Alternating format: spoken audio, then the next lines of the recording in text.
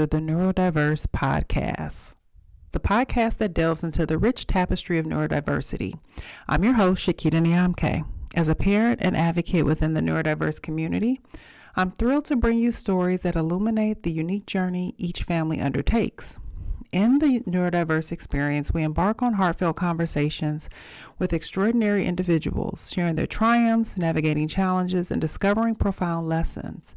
This podcast is your space for connection, empowerment, and a celebration of the diverse strengths that neurodiversity adds to our lives.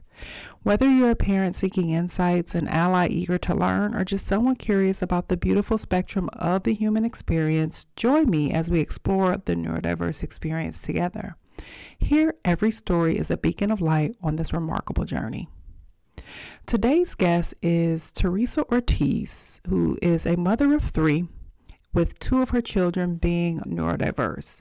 She starts off her parenting journey with her child being diagnosed with a level of neurodiversity that you'll learn throughout the episode, and used that experience to inform how she showed up in her parenting role with her other two children.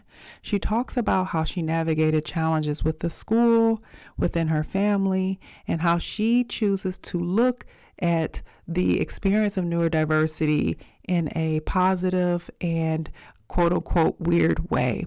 I hope that you're able to take away some insights, some inspiration, and some helpful nuggets if you are a parent navigating neurodiversity with more than one child. I'm sure that you will enjoy this episode just like I did. So welcome to the neurodiverse experience, Terese. Good afternoon. All right, so we'll go ahead and get started. And interested to hear a little more about your story. What the listeners don't know is that we are this is our second attempt, and so because life happens, we are back. Thankfully, we were able to reconnect because I think it's really important that you all hear the stories of families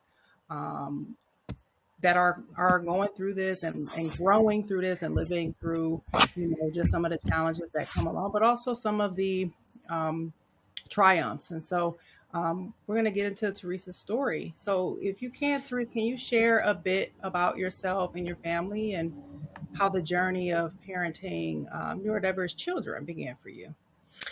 Yes. So I am a mother of three children. They are aged 12, 9, and 6. I am a divorcee. And so I do a lot of parenting within my household alone. And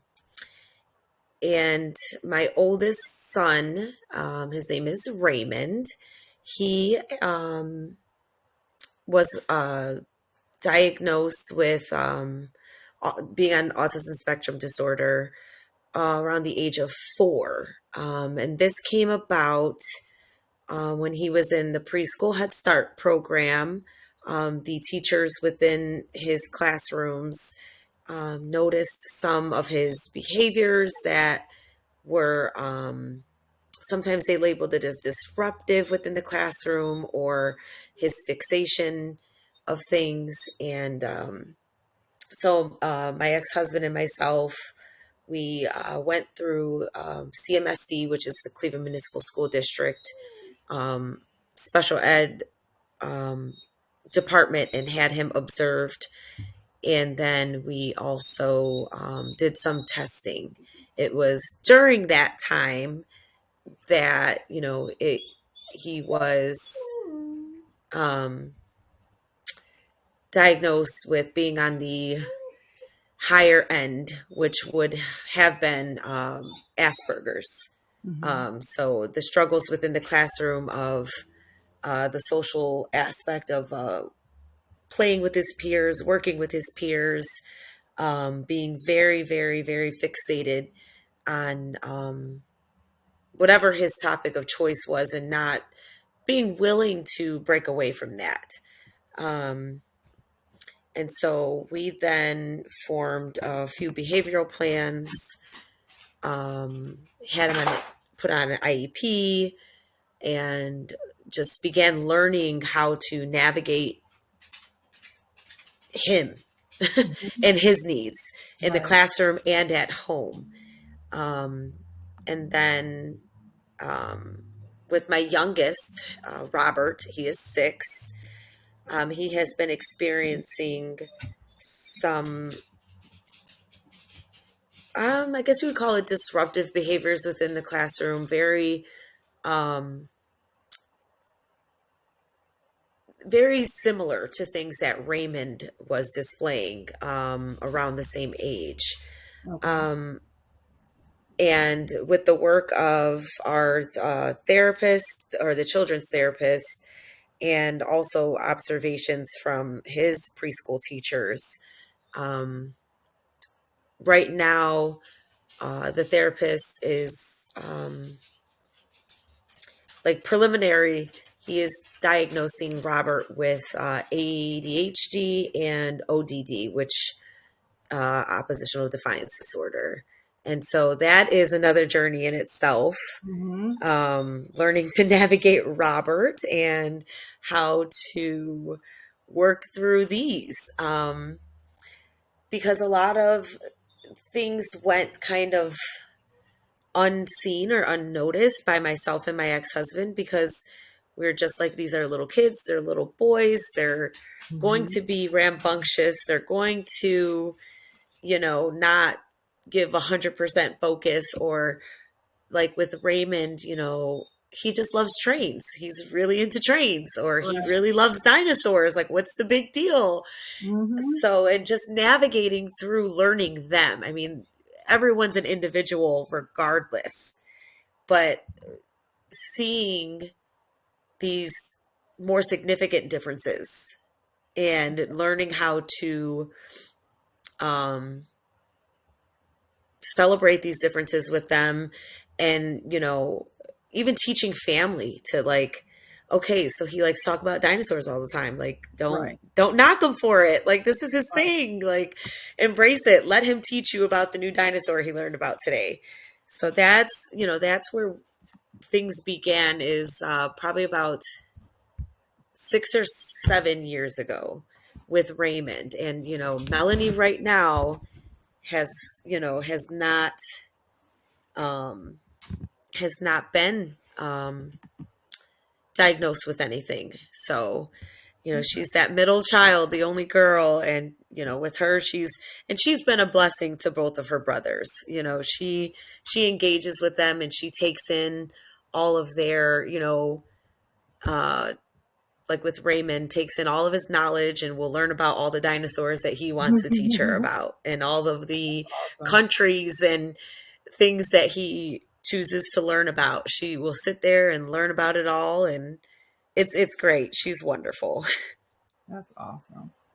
So your story and just what you're sharing is not uncommon where, especially with Raymond being your first child. Hmm. I only have one child, but there's so much I didn't know about, raising a kid or just the whole developmental expectations I should have. And so were there any things that you and your husband or ex-husband at the time noticed um, that might, because right, like neurodiverse and neurodiversity is kind of a newer term to explain, the experience. And so 6 or 7 years ago, it may have been emerging. Definitely not to a point where we hear about it now. Right. But was there anything that you all noticed before the school had said anything that kind of like set off like, okay, something may be a little off or a little different that we need to pay attention to? No, nothing really stood out to us. I mean, I do remember being just so thoroughly impressed with Raymond. He was walking 9, 10 months old, speaking 3 to 5 word sentences at like 18 months. And I was just like, oh, I mean, fully potty trained. Mm-hmm. Um, Mm-hmm. like fully potty trained right after 2 years old. And I was just impressed by it. I was like, man, I lucked out with my first, like he, you know, wow, there was nothing in no sign or, and again, 6, 7 years ago, it wasn't as spoken about. It wasn't a topic or anything. Not that it ever was anything that we should have been ashamed of or worried about to be labeled. It's just we were both ignorant to, you know, children on the spectrum for the most part, what, the various degrees of it. And we both, I remember when we did get him, when he was observed and he was tested, we were both like, oh, okay.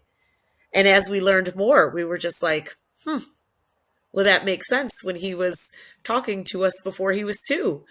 Mhm. He was saying phrases like, mom, water, please, like Mhm. clear as day.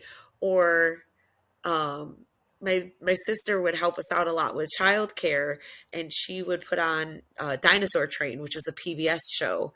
And she would say, Raymond, what are you watching? And he'd say, I'm watching dinosaurs. And we have it on video, and we just thought like we were doing a great job of not doing baby talk, Yeah. talking to him like we would talk to an adult person.